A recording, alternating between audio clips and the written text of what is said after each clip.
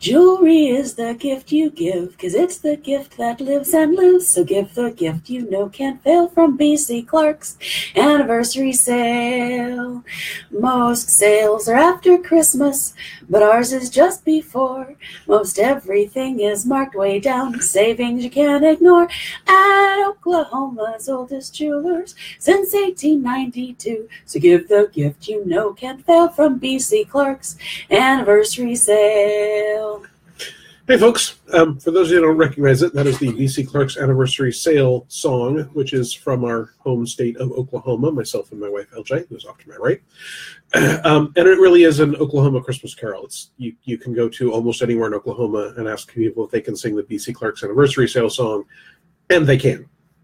So we're obviously still experimenting with what to do for the opening of the Aftergame, and in this case, we got a live recitation of an Oklahoma classic from my wife. Who has said howdy online. She will be looking at your comments, feeding me questions, etc. So this is the Aftergame. This is my still in beta live broadcast on Facebook, which I later record and move over to YouTube. We'll talk about why a little bit later. Hi, Rachel. It's good to see you too. Because that touches on our topic for today, which is monetization and freelance game design. Speaking of monetization, there is Owen's Patreon. So if you like these videos, if you find them useful or entertaining, or you just feel pity for me, I have a Patreon. LJ has posted it in the comments so that you can go there, and that is a great way to give me a little bit of support. So monetization and freelance game design. So freelance game design obviously has a few really direct ways that you can monetize it. That is that you can write game material for a publisher who then gives you money, at least in theory, for that game material. Hi, Louise. That is sort of the standard model, and that, generally speaking, starts by working for smaller companies, possibly magazines, although that's mostly online magazines now. Small publishers, PDF-only publishers, that sort of thing. And then hopefully moving up the chain so that as you do more work and you become better known and you are more successful and presumably you become a better writer, bigger and bigger companies offer you more and more money for larger and larger projects. It is possible through this method to get to a point where you can be a full-time freelancer. That is, your full-time job is writing game design work. But that's hard. That's hard on a number of levels. I did this for most of the years from 2001 to 2014 with just a short break when so many people weren't paying me. I had to do bank customer service. Oh, stop rubbing your you stopped a while. Sorry, I'm behind. It's okay. And it's hard for a number of reasons. First of all, it doesn't pay very well. The highest paying regular gigs I get at this point are 10 cents a word, and that is way at the top of the industry. I still do work for as little as 4 cents a word. And 4 cents a word is a rate that well-known, perfectly reasonable game companies frequently offer people. And so at that point, the faster you write, obviously, the more money you're making. It is difficult, but it's because it is a very, very small market. I believe it is Robin D. Laws who once told me that there are more full-time astronauts in America than full-time freelance tabletop game designers. It is difficult because, Rachel Cruz mentions 3 cents a word seems to be the normal going rate these days. It has creeped up a little bit in some markets, but that is still very, very standard. And there are professional companies that have employees, right, that aren't even just one guy sitting in a basement who pay half a cent a word. And if they can get people that will write for them to a quality they need at half a cent a word, then they will. And it is difficult because it is hard to get enough work close enough together without it overlapping too much, without overloading yourself, without burning out, to constantly have income. And sometimes it's hard to get paid, as I mentioned earlier. If a company starts to have a cash flow problem, they do not make paying their freelance writers, especially for books that they are not sure that they are going to be able to print, a priority. And I've gone through that with a number of companies. Some are still with us and eventually got all caught up with me. The others aren't. So there are now, however, lots of other ways that if you're a freelance game designer, you can potentially monetize that as a career. I think mostly that will be things that you are doing in addition to writing for other companies or writing for yourself, and we'll talk about self-publishing. But but that will give you sort of a baseline income or something you can count on a regular basis. One of the things my wife and I found most difficult when I was doing full-time freelancing is that it's a very feast or famine kind of lifestyle. Frequently, I would take 2 months to write a project, and then I would be paid for that maybe 14 months later. And so we might get a payment for a sixth of a year of work and thousands of dollars, enough to cover all of our bills for weeks, if not months. But we might not have gotten anything for the 2 months behind it, and we might not get anything for the 2 months in front of it. And that makes things difficult. I do notice we have a question from Joe Camel. I would assume it's also something you don't quit your day job for, is it? I did. When I say I was a full-time freelancer from 2001 to 2014, except for a small break in the middle of that, I mean I had no other source of income, and that was the money that we used to buy houses and pay our medical insurance and help my wife go to college. Well, yeah, there was also student loan income. For some of that, but not all of it. And other income. And sometimes my wife had a job during that time, and sometimes she didn't. But my share of our money was all from game writing. There are people who do that full-time with nothing else going for them. Don't jump to that. I also know people who have, like as freelance artists, for example, gone from a full-time job to a part-time job to this plus some other gig economy, and then they finally go to being full-time artists. You do have to make sure that you've got the income, and preferably that you've got some sort of buffer for emergencies.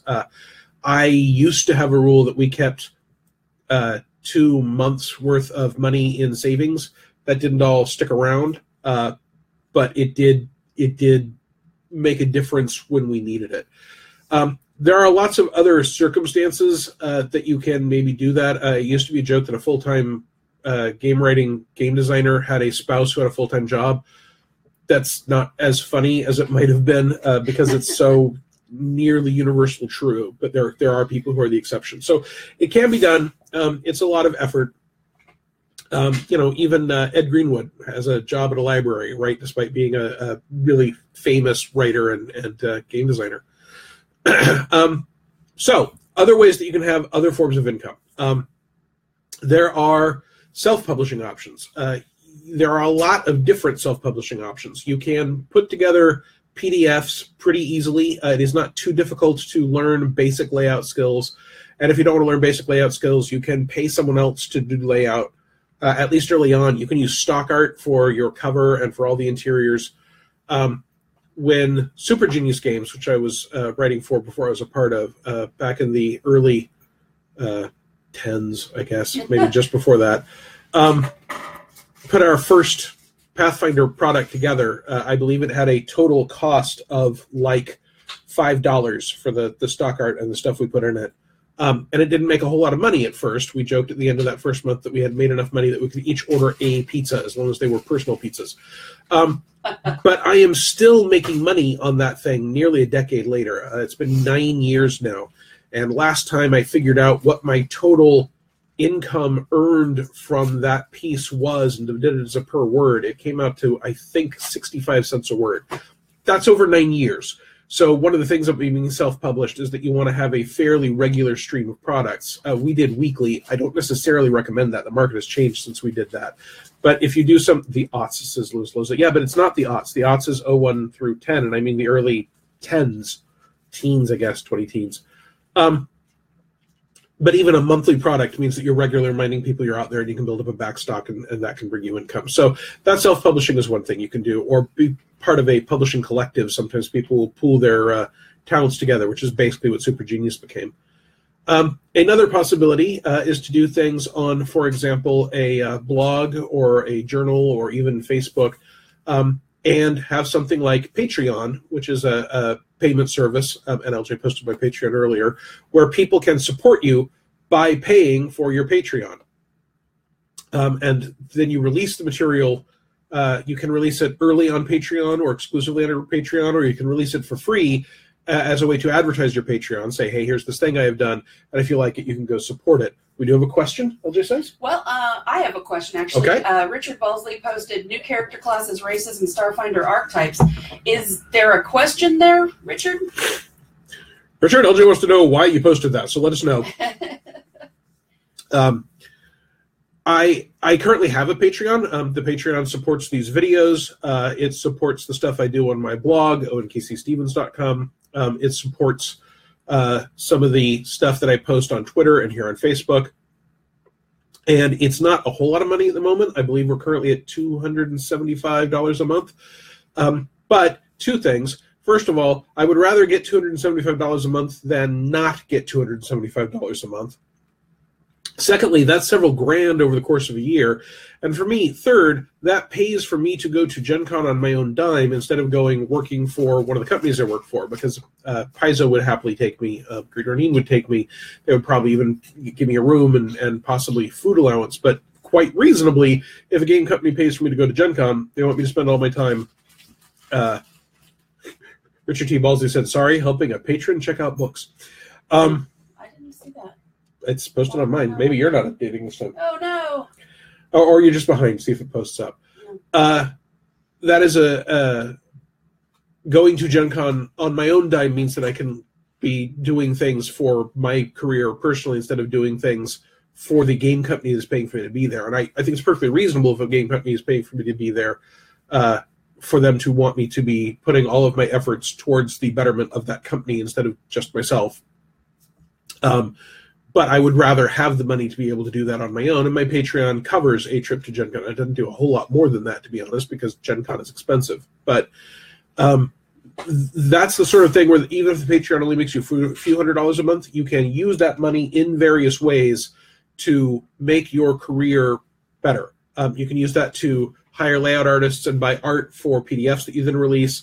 You can use it as a feedback mechanism to find out what you do that's popular. Or you can just use it to buy more game books or products or even possibly online courses, whatever it is that you think will help your career advance. That's going to vary by person. There are other things that you can do if you're self-published. Kickstarter can be a great way to get the money for a project, much like the Patreon I was speaking of. You can put together a project, have the writing done, have maybe one piece of art and an example of some layout, and then raise the money for the rest of the project. I'd just like to point out while you're talking that several of the listeners are listing ways that they do what you're talking about. So those of you who are listening, please avail yourself of the notes. Luis Loza asks, were someone wanting to start the whole freelance design gig, what kind of initial capital investment might be required? Well, you need a computer, you need software. So it depends on how much work you're willing to do. Credit card. In a lot of places, you can go type for free at your library and save files and put things together, and they may even have software available to you. But at the basic level, you need some way to write. In most cases, that's going to be a computer, although it might be a very simple Chromebook or something of the sort. If you're writing for other people, you need contacts, and that means that you need to either have access to the internet so that you can find places that will let you send inquiries, or you need to get yourself to conventions or game days or some other place where you can talk to people in person. So just for writing for other companies, you're looking at a way to write and a way to contact them and get the gigs. It's not a big capital investment. And one of the things that has happened with the rise of PDF publishing and places like Paizo.com and DriveThruRPG, RPG Now, the Open Game Store, is that it is possible to have a very low barrier to entry if you do self-publishing. But there, you need also some way to do layout. Several people have mentioned doing layout in Word, and there are some free online layout programs, and then there's the various Adobe type suites. What do we officially use, LJ? For what? Photoshop for layout. Oh, I use InDesign. InDesign. And for that we do... you got interrupted. Hang on. What? You're something's happening. Oh, wait, there you are. Okay. You're back. Apparently we had an interruption, folks. My apologies. So you would need some way to do layout, and that layout can be free software or cheap software, but we ourselves use... you just said Photoshop? No, I use InDesign for layout and Photoshop for graphic design. So, and she's, you can tell, I'm the writer, she's the person that does the layout. But we pay monthly for the creative suite, which means we didn't have to put up that much money up front. You can do that with Word as well. There are a lot of ways that you can have a smaller initial investment, again, if you can get a hold of a computer. It's actually the cloud version, the CC version, not the SC version. Okay. Anyway, for those of you paying attention at home. You can raise attention for yourself by doing videos. There's a live video option on Facebook, which we're using right now, but I'm also going to take this and I'm going to put it on YouTube. And the reason I'm going to put it on YouTube is that my YouTube channel, which I've been building for a little more than 2 years now, has recently hit the level where I qualify to monetize my YouTube. That is, okay, hold on. Thomas Blade Sites has a question. Who do you guys recommend for doing cartography? Because I need a haunted mansion. Michael Toomey, who's right here, is a good cartographer. So you two should get together potentially and see if you can make it work. Also, there, Richard D. Balsey mentioned GIMP. That's one of those free programs I was talking about that you can use for graphics and graphic layout and design. So with YouTube, I now qualify for monetization. I've applied for it, and I have not yet been approved because they are backlogged, but they hope to get through that by the end of August. And that means that I will make money on the ads people watch for my videos. Now, in addition to doing the Aftergame, I've got a story time video, and I have some bad joke videos. And these are terrible jokes, and they're short. They're along the lines of, what did French revolutionary... Hey, LJ, what did French revolutionaries use to decapitate fish?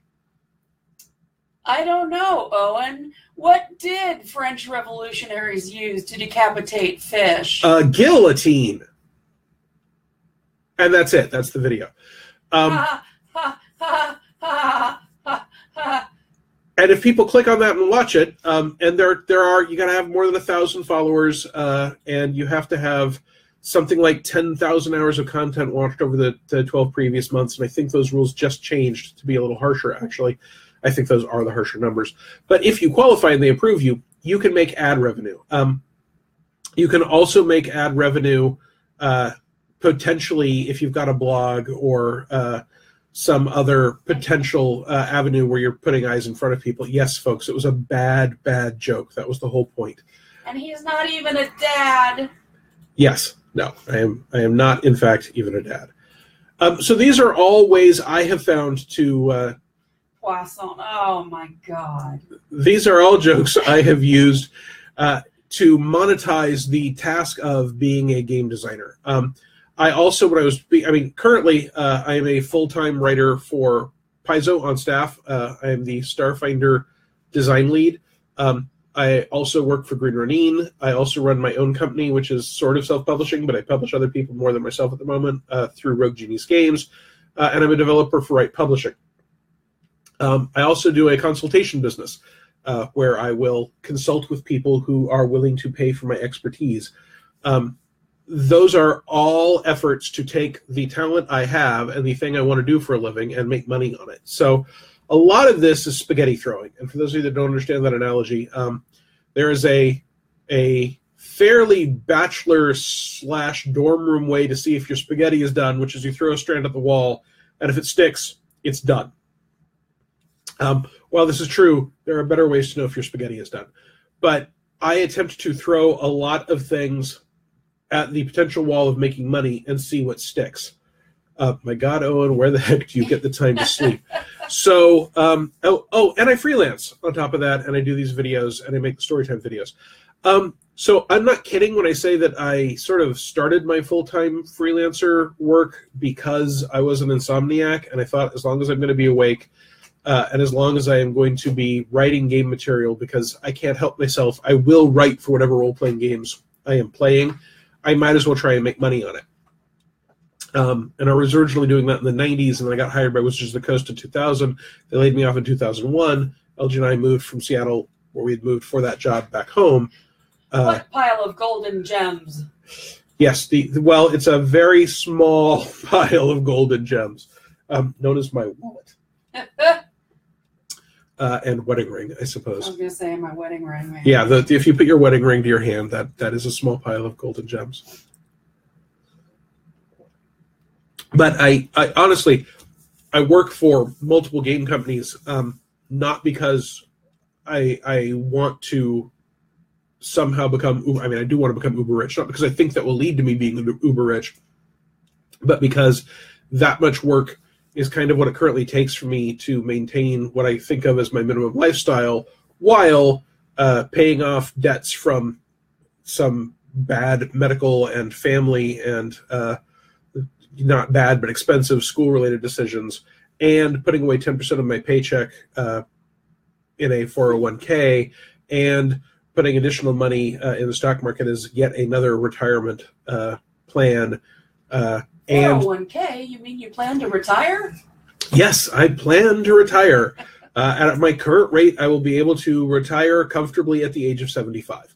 Yeah. It may seem ridiculous to be planning to retire at 75, but if I don't plan for retirement, then I won't be able to retire, and I'm still going to get to the age of 75.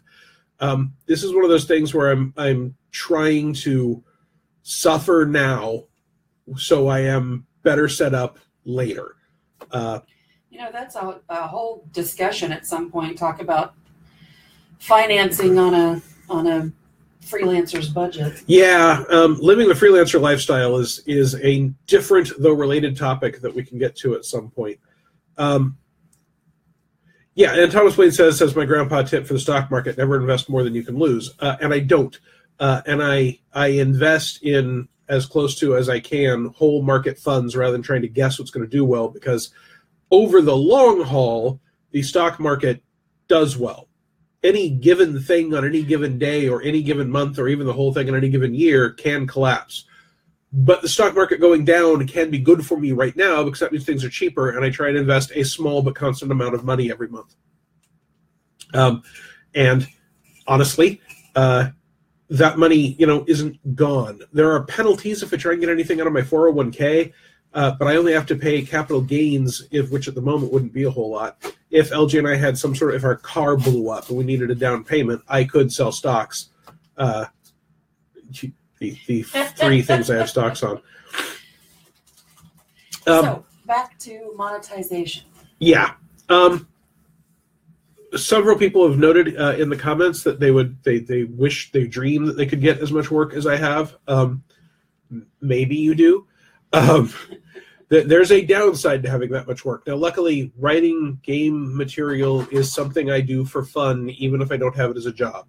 However, writing the exact game material someone else needs to their schedule with their rule system in their style guide, when and where they want it, is not nearly as much fun as, hey, I just had a neat idea. And that is why my blog tends to be very haphazardly, hey, I had a neat idea, because that is my sort of random outlet. It can be difficult to have 4 game company related jobs and freelance and have additional game content for a blog. Someone just offered us $15 billion under the right circumstances, LJ. Well, okay. Here's hoping. We would not object to that. What's the circumstance? If they could ransom the world for $50 billion. Oh, all right. And I couldn't take the money if there was a thermonuclear device involved, so just be aware. When you are talking about doing freelance work, it is very important to sort of map out how long you expect things to take and how much time you plan to spend on it. Because you do not want to take 5 projects if you only had time for 3, and you need to leave yourself some gap between those projects. Because if you say, I'm going to work on this for 3 weeks, and then I'm going to work on the thing that takes 8 weeks, and I'm going to start the next day, you have really booked yourself for 11 weeks. And if anything goes wrong, you don't have any slack in there. Some people can work on multiple things at once. That's great. There have been periods in my life where I had multiple projects because I could write faster if I hop from project to project to project. And there are nowadays a lot of freelance groups and online advice on how to be productive, and you can talk to successful freelancers much more easily than when I was getting into this industry. No, Thomas, no weaponized bald spots. Not weaponized, but just be aware of what your limits are and work your way up to them slowly, because getting a lot of work only does you any good if you can actually do all that work at a high degree of competence. There are some things I've seen people do that I'm not going to call out anyone specifically, but I am going to call out the practices. It is not unusual when someone gets overloaded, if they have a bunch of friends who are also freelancers, to sub out that work without telling their publisher. I consider that to be immoral. And I guess I'm ticking one off. If you have a contract to do work and a publisher is offering you a per word rate, that is under the assumption that you are doing the work. So if I am contracted to do work and I turn to someone else and say, hey, I don't have time to finish this, can you do 10,000 words of halfling war baker feats? And they do that and give it to me, and I give it to the publisher. That publisher is not getting what he paid for. He's not getting 10,000 words of my work.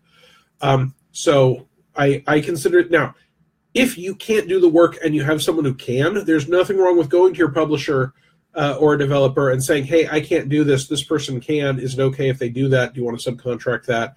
Do you have some other answer? I think communication is very, very important. Rachel Cruz says, people do that? Yes. I personally know numerous freelancers who, when they have gotten in a tough spot, have done that. I'm not going to say that they're bad people. I understand, especially when you're full-time freelancing. Telling someone you can't do the job means giving away a job and possibly not getting the job later. I understand that the position they're in. They're not bad people, but it is a bad thing to do. Yeah, I'm with LJ. That doesn't make you a bad person, but it is a bad thing to do. Another fairly common trope is to just say, I sent it, you must not have gotten it. In the early days of the internet, this was maybe believable, but nowadays, especially if you tell me at 8 o'clock, oh, I thought you had it, and you send it to me by 8:15, fine, I'm willing to believe you typed my email address in wrong. If you say at 8 o'clock, ooh, I already sent it, let me get it to you, and I still don't have it 3 days later, I know that the problem isn't with transmitting the file. That's like going into the radio. It just doesn't fly anymore. If you know you're having a problem, if you're going to be late, if you are not going to be able to do a project at all, if you want to finish a project but you've hit a roadblock, those are all things to communicate to your editor or developer or publisher, whoever it is you're working with, as soon as possible. And that is an important part of monetization because that is part of the process of continuing to get work. Every project you do for a publisher is your resume for your next project with that publisher. And if you screw it up, you're not likely to get more work from that publisher. And there is one thing that you should never, ever, ever, ever, ever, ever do. Never go turtle. Yeah. There's a thing called going turtle, which is when you pull your head and your feet into the shell and just not talking to anyone, which means you're not sending them notices, you're not replying to anything, you're not talking to them on Facebook. Going turtle is one of the most frustrating things as a publisher anyone can do because I don't even know what the situation is. I would much rather someone say, hey, I know I said I'd have this done, and I know I've had a year and a half to do it, and I know I've told you it was 70% and 80% and 90% done, but I lied, there's none of it, and I can't get any of it done, and I should have told you that last week. I still prefer that to not talking to me at all. So people in the comments are still talking about subcontracting. I don't have a problem with organized subcontracting where the publisher knows what they're getting into. I do have a problem if the person that is paying for it doesn't know what's going on. That, to me, is a problem. John Karatovic had a good question there. How do you recognize when you've hit a roadblock? How do you recognize when you've hit a roadblock? The words stop coming out. It's also called writer's block, burnout. There are a lot of terms for it. I suffered it pretty badly, actually, last year. Basically, you've got to know what your workflow and pace is. And if you have a significant problem with your workflow or pace, that's a roadblock. And you might be able to overcome that roadblock through various mental tricks. If I am really, really, really not being able to get anything done, usually that ends up meaning I'm surfing the internet too much, or I'm researching more than I'm writing, or I have decided to get up and take a walk 3 times in the past hour. One of the things I will do is just say, okay, I'm going to focus on writing for an hour, and it doesn't matter how good it is, it doesn't matter if I hate it, it doesn't matter, it doesn't make any sense. I'm going to write for 1 hour, and then I promise myself a 1 hour break after that. I have gotten through a lot of projects by going on and off, an hour on, an hour off. If even that doesn't work, then I have hit a roadblock. Sometimes you've hit a roadblock because you just can't even figure out how to start something.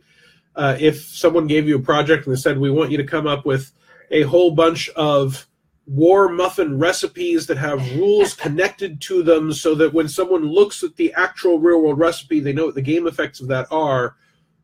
and you can't even think how to begin something like that, that is not necessarily burnout or writer's block on your part, but you've heard a roadblock because you don't know how to do what you've been contracted to do. That's the kind of time where it's really, really important to talk to your developer and say, so I'm not sure what it is you want. Can you give me an example? Have you done something like this somewhere else? If not, can I pitch some ideas that I have to you, and you can tell me whether or not those are the proper approach. That is exactly the time you ought to be communicating with them to make sure that what you end up doing matches their needs. I've also had freelancers, when I was a developer, write to me on the day of a turnover and say, hey, I know that you asked for 15,000 words on halfling combat pancakes, but I decided that was stupid, so instead I wrote a whole bunch of elven waybread spells. Well, I didn't ask for elven waybread spells. I can't use elven waybread spells. I may well already have someone else doing elven waybread spells. I've got a bunch of art I've already ordered with pancakes with little razor blades around the outside being thrown across a room. I need halfling pancake feats. That's what I paid you for. I need halfling pancake feats now. So it's okay if you think you've got a better idea, especially early in a project, to say, hey, what if I did A instead of B? But don't change these things without the buy-off of your editor, developer, or publisher, whoever it is you're dealing with. And don't argue with them, right? This is their project. They're paying for it. You're being paid to produce what they need. So those are all, I think, important monetization questions. I've covered the majority. The bakery wars were some of the darkest times, says Luis Lozo. Yes, they were. No one wants to see an unexploded war muffin on the doorstep. I ran that module, I think. The bakery wars? Yeah. I'm sure you did. Do you not remember the... I do, actually. Yeah. You did. LJ did run a third-party adventure that had a fight in a kitchen. And our characters ended up with free food anytime we went back to that town as part of our treasure. I believe that was in an Adventure Quarterly. I believe that wasn't an Adventure Quarterly. Someone watching may have written it for all I know. So that sort of covers my basics on monetization. A lot of it is don't bite off more than you can chew. Look at Halfling Combat Pancakes. I think I see the next completely unexpected RGG product, says Stan. Yeah, maybe. We'll see. Hi, Stan. Companion book to Gingerbread Kaiju. See, now that's beginning to make it sound reasonable. Let me start over. I don't even know what I said. Try different forms of monetization. Don't take on too much. See what sticks and what works for you, and move gently from however you're paying things now to paying for more stuff through a game writing career. I originally started pitching to game magazines in the 90s because I wanted to make just enough money to pay for a Dragon magazine subscription. That was my goal, and things got horribly out of control. But I did not leap immediately to full-time freelance when I got that first gig. I kept my day job, which was the manager of a parking garage at the University of Oklahoma, for quite some time until I had more and more gigs lined up.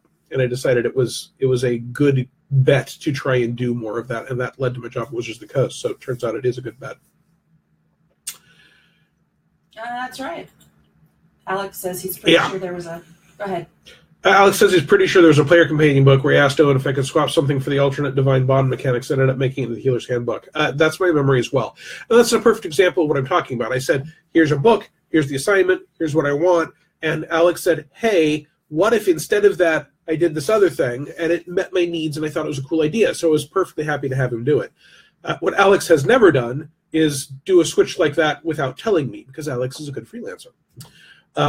I posted the link to Gingerbread Kaiju, by the way. Yes, if anyone thinks we're joking about a game called Gingerbread Kaiju, which we publish, we're not joking. LJ has posted the link.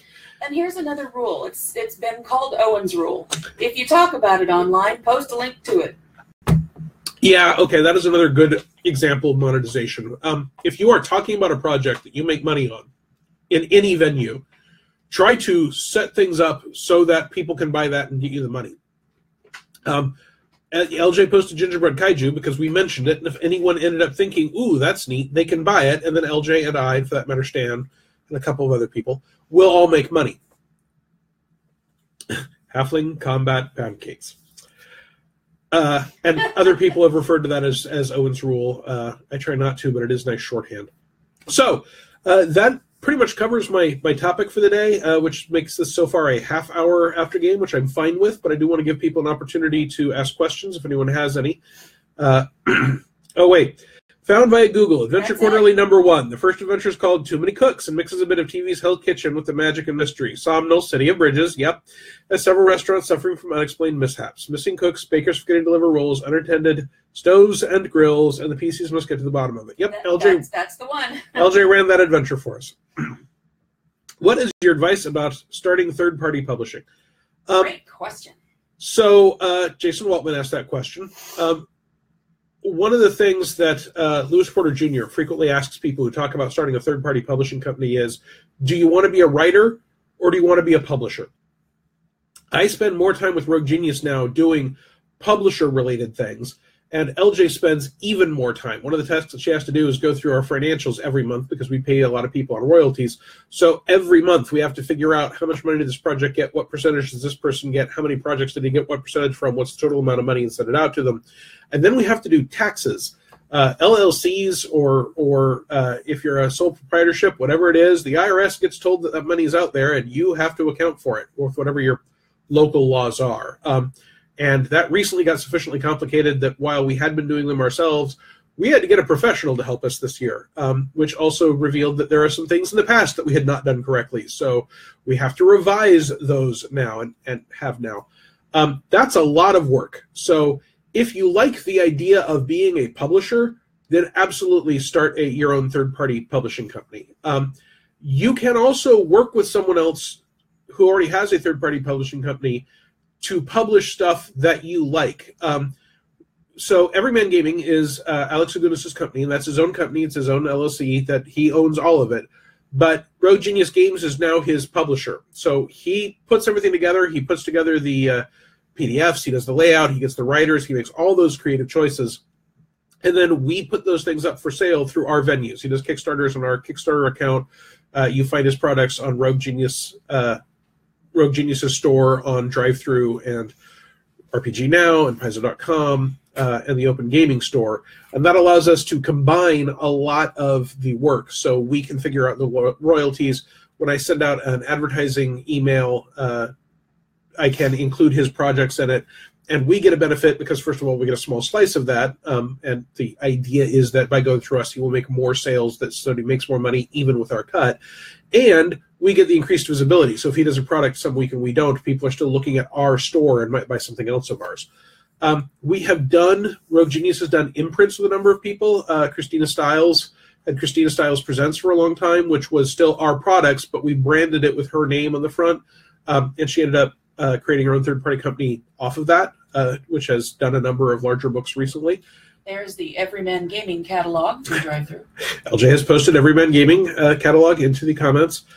We did Four Horsemen Present for quite a while, which had a small writing group that were calling themselves the Four Horsemen of the Apocalypse, and they had a line with us that they did for quite a while. They did blogs and such.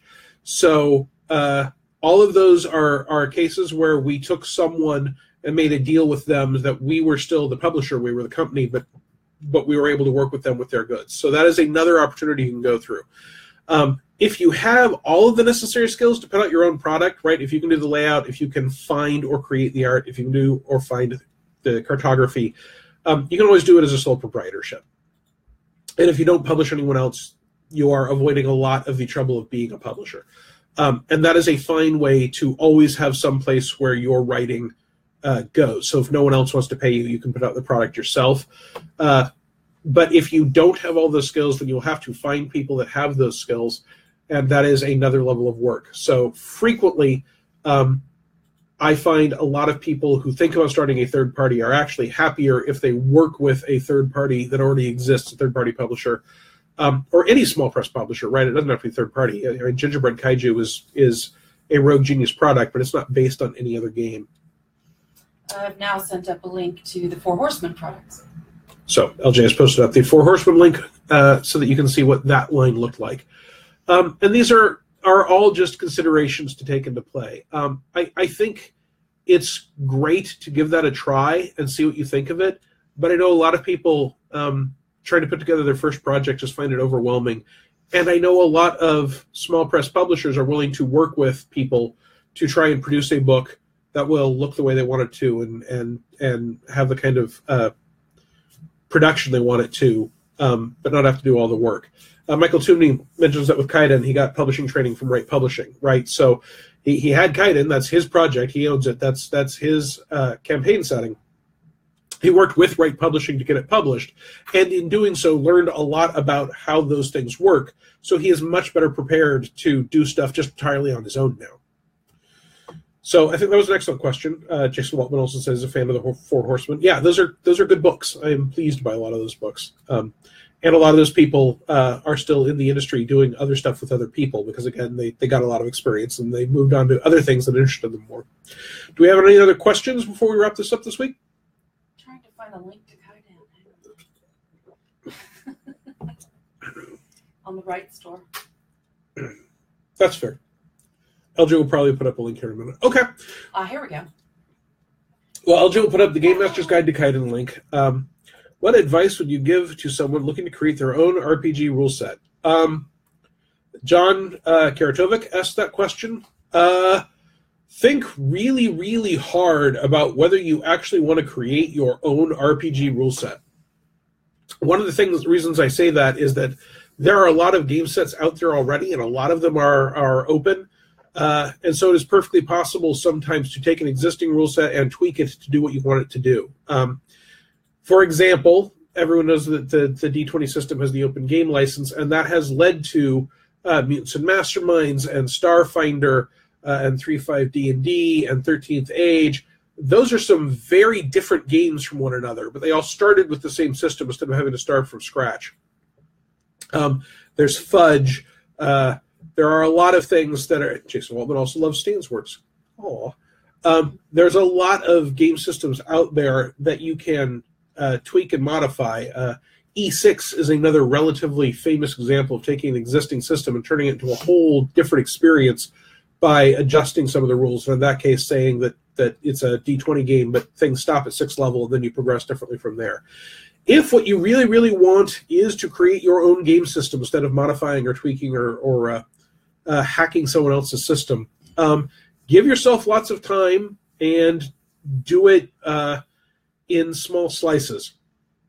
You may need to, for example, figure out what is my core mechanic going to be, and then look at the math behind that core mechanic so you know what the odds of various things are. One of the reasons that I always had trouble with die pools early on, like the World of Darkness type thing, where you're rolling a certain number of dice and I'm looking for a certain number of successes before I get a certain number of failures, that kind of thing, or I might botch, is that it was not clear to me if I have 10 dice and a 7 or higher is a success, and I need 4 successes, but if I roll more ones than I have successes, then my entire effort goes badly, and I'm getting +2 dice, how does that alter my chance of success? And if I don't know that as either a GM or a player, it becomes very difficult to figure out how to play the game, what choices will make sense, what's a good risk. And if I don't know that as a game designer, I can't design it. When you start to have things like a core mechanic, you may then need to create static characters instead of worrying about character creation yet and saying, okay, here are 4 characters, and then you playtest. Rachel Cruz just said playtest, playtest, playtest. And there's a link to some Stan stuff. You first, early on, you need to just see if things work the way you think they do. As you come closer and closer to having more of an actual game, one of the things that you have to do at some point is take people who have never played it, have no familiarity with it, don't understand the core concept behind it, give them a nearly completed thing, and say, play this, and then sit quietly in a corner and explain nothing, because you need to see what they get wrong, what they misunderstand, what they like, what they don't like, and just take notes on everything that works and everything that doesn't. And you may have to do that more than once. If you're, doing this for like Wizards of the Coast, you may well actually be able to get a formal focus group with two-way glass and video cameras and stuff. If it's just you, you're probably more likely looking for friends or possibly family, or if you've got a local game store or a local game club, or you can get to a convention or a game day, you can put together events to play test things. It's different, but there's a relatively famous game designer who's been working on some specific card games, and I have play tested different variants of those card games at local conventions and game days here in Oklahoma multiple times over the past 2 years, as he keeps working on it because it's not ready yet, and he's a professional. He knows what he's doing. So it's a probably a long process to make your own role-playing game. It does depend on what kind of role-playing game you're doing. If you're doing something closer to our Best Last Hope, which is a very indie game, very narratively driven game, it has some great mechanics in them, but they might not have taken as long to think of and to play test because they are in a much looser format. Whereas if you want to do Rollmaster or GURPS, you need to buy a new calculator for all of the math you need to churn to make sure that everything works out. And that core math, even in something like our Best Last Hope, right? You need to have some idea what creates a success, what alters your odds of success, and decide things like how often do I want a typical person trying a typical task to succeed. And then on top of seeing if that math works out, you got to let people play it and see if it's fun. You could have decided that you were going to make a game called Difficult the Hard, and everyone will have no more than a 10% chance of success, and you got all your math to do exactly what you want it to, and then you give it to a bunch of people, and they all say, well, this game's difficult, and it's not fun, and I never want to play it. That is an important piece of information you need as a game designer. Jason Waltman says, I've been working for 13 years on my RPG World book. Yeah, some of these projects take a really, really long time. Okay, great. Do we have any other questions before we call this? I will take the obligatory sip of milk. And I don't see any. So, LJ, unless you caught something? No. Okay. Jason was just regaling us with how long he's been working on this. Yeah. So we had a specific topic that we covered. It looks like it took us about 45 minutes.